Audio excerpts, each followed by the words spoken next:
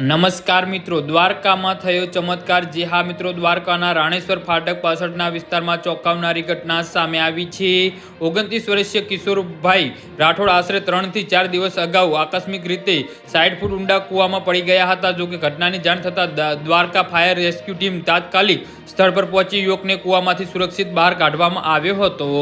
જી હા મિત્રો, અત્યારે હાલના સૌથી મોટા અને મહત્વના સમાચાર સામે આવી રહ્યા છે। તો મિત્રો, સમાચારમાં વધુ વિગતવાર વાત કરીએ તો બનાવની જાણ થતાં દ્વારકા ફાયર બ્રિગેડની ટીમ ઘટના સ્થળે પહોંચી હતી। ફાયર ટીમના જવાનોએ કૂવામાં ઉતરીને યુવકનું સફળતાપૂર્વક રેસ્ક્યુ ઓપરેશન હાથ ધર્યું હતું અને તેને સુરક્ષિત રીતે બહાર કાઢ્યો હતો। રેસ્ક્યુ બાદ કિશોરભાઈ રાઠોડે જણાવ્યું હતું કે તેઓ 3 થી 4 દિવસ અગાઉ કૂવામાં પડી ગયા હતા અને આજે બપોરે ફાયર બ્રિગેડની ટીમ તેમને બહાર કાઢ્યા હતા। તેમને આ મામલે કંઈ ફરિયાદ કરવાની ઈચ્છા ન હોવાનું જણાવ્યું હતું અને યુવકે જામનગર જવાનું હોવાનું પણ જણાવાયું હતું।